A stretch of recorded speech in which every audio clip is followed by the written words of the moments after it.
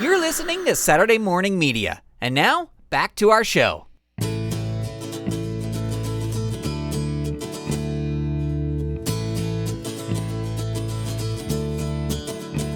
Here we go. Welcome back to the Grantcast. My name is Grant Baciocco. It is an absolute pleasure to have you here. Thanks for listening. Thanks for tuning in. Thanks for downloading. And a big shout out to all the Saturday Morning Media Patreon patrons who help make this show possible. I will have more about that at the very end of the program. Well, I am recording this episode on Monday, February 24th. You will hear it sometime after that, unless you are one of the aforementioned patrons, because the patrons will hear it as soon as it gets edited. But I just wanted to pop in and say hello and tell you about a few things. Since today is Monday, last Wednesday was the last time I drank soda. And it's something I've done before where I've sworn off soda and I'm not going to drink soda. And I've always kind of faltered and gone back to it. One time I stopped drinking soda and it was like a period of years before I had a soda again. I think what I find is that soda is easy. I don't know why water is difficult. Like when you go to a restaurant and you ask for a water cup, they give you a tiny, tiny cup. But if you buy a soda cup, they give you a big one. And the same thing when you go to a sit-down restaurant. If you ask for water, they bring you a little water glass. But if you ask for another beverage, they bring you a big water glass. And so soda is easier, right? Because you get a bigger glass. And also, a lot of places, they may not have bottles of water. And also, buying a ton of bottles of water is like not great for the environment. So when you go to these other places, they have like that little button on the soda machine. And that water is never bad for me. Like some people don't like that water, but that water is never bad to me. I think that water is just fine. But anyway, I don't know why water is so difficult, it seems. And if you want a water, you get a little tiny glass. But if you want another drink, you get a big glass. So anyway, I have stopped drinking soda. I've started taking a water bottle with me everywhere I go when I go out so that I'm not tempted to have the soda. But here's the thing, and I want to be very quiet about this. If you remember correctly, a few episodes ago, I talked about how somebody was pounding on my eardrum. And I will say that has kind of gone away, sort of, before what I'm about to tell you. It has gone away, and it would only happen necessarily in the evenings. But since I have stopped drinking soda, I don't want to jinx it by saying it out loud. The tapping on my eardrum has stopped. And I don't want my eardrum to hear this when I say this, but I'm wondering if it was soda. And the caffeine that's in soda and I would drink Diet Coke or Diet Pepsi, whatever's in there was causing that pounding on my eardrum. So we will see this Wednesday. It'll be 1 full week. And I downloaded an app called Everyday. It's called Everyday or something like that, where you can track kind of your habits to build up a habit.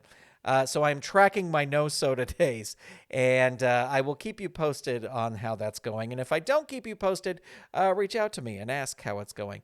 I performed last Friday night. Well, Toiley performed last Friday night at a comedy festival, and it went okay. It was good, but it kind of solidified my feeling that a comedy crowd meaning a stand-up comedy crowd, is not Toiley's crowd. Because Toiley, he tells stories that are very funny. I think they're very funny, but he doesn't tell jokes.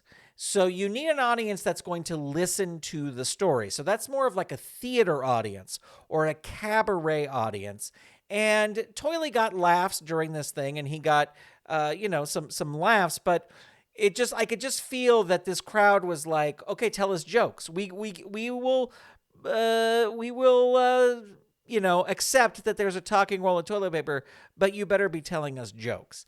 And Toiley told a few jokes, and those got good reactions. And then Toiley told a story, and that got polite laughs. And then at the end, it got a laugh because the punchline at the end has a laugh. But So it just kind of solidified for me that the stand-up comedy place is not for Toiley. But that's fine. I'm working on some other things. I'm working on some theater things, and we will get this going. We're going to get this going this year, and it's going to be a lot of fun. And the last thing I really want to talk about on my list, I don't have a lot of things on my list, but the last thing I wanted to talk about was the mailman we used to have when I was a kid. When I was a kid, we would play on the streets so much. This is in the late 70s, early 80s. We would always be riding the bikes up and down our hill. Our street it wasn't a steep hill, and even like going back and visiting it now, you go, well, that hill was not too big. But as a kid, that was a big hill, and you could get a good head of steam on your bike going down the hill and going up the other side and all this other stuff. And, just many, many summer days out playing on the streets, riding bikes around and up and down the avenue. And then our mailman was unique. I never talked to the mailman, but I always thought of him as the whistling mailman because he was always whistling. And it wasn't like, I can't whistle really that well. It wasn't like that. It was like this whistle he would do through his teeth, but like a lot louder.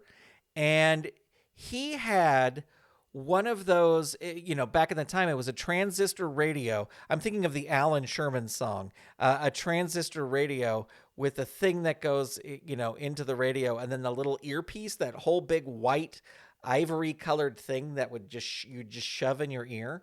And that was the earpiece. He had one of those, and he would be coming down the street, and you could hear the whistling before you could see him. So you'd be playing, and then you would just hear, I can't do that kind of whistling, but really like kind of loud. And you'd be like, oh, the mailman's coming. The mailman's coming. And like, we didn't hide from the mailman or anything. It's fine. Like, he just walked past us and he just basically generally ignored us.